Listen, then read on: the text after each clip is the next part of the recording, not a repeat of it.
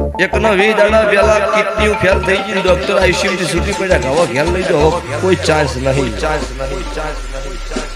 નતા દિહાતી ગાડી નીકળીને વળતો ભુવન ચોક પર હજુ બીજો છો પુરાવો નહીં આવ્યો, એટલે ગોઢા પોકવાથી તે ગાડી ફાટક પાસ કરીને ફોન આવ્યો, ભુવાજી બોલો બીજાની 2 ફેલ થઈ ગયા, રિપોર્ટ આવ્યા આજના.